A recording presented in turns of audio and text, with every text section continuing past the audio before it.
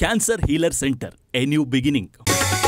Ranya gold smuggling ಪ್ರಕರಣಕ್ಕೆ ಇಡಿ entry. ಸುಮಾರು 8 ಸ್ಥಳಗಳಲ್ಲಿ ರೇಡ್. ಸಿಬಿಐನಿಂದ ಎಫ್ಐಆರ್.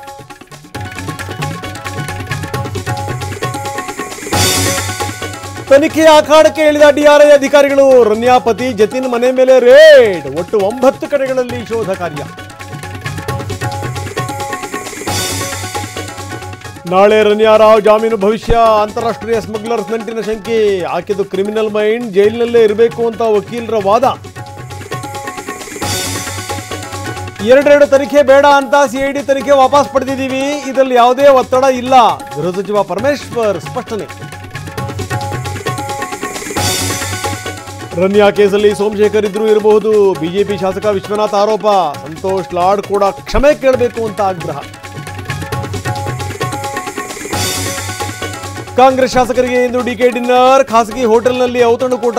March 15ಕ್ಕೆ ಪದಾಧಿಕಾರಿಗಳಿಗೆ party. 2ನೇ ದಿನದ ಶೂಟಿಂಗ್ನಲ್ಲಿ ದರ್ಶನ್ ಭಾಗಿ. ಲಲಿತಾ ಮಹಲ್ನಲ್ಲಿ ಚಿತ್ರೀಕರಣ.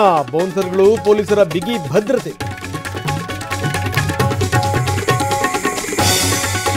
ಇನ್ಸ್ಟಾಗ್ರಾಮ್ ಸ್ನೇಹಿತನಿಂದ ಇಂಗ್ಲೆಂಡ್ ಯುವತಿ ಮೇಲೆ ಅತ್ಯಾಚಾರ.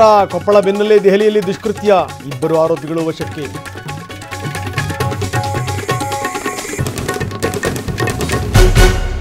Cancer healer centre, A new beginning.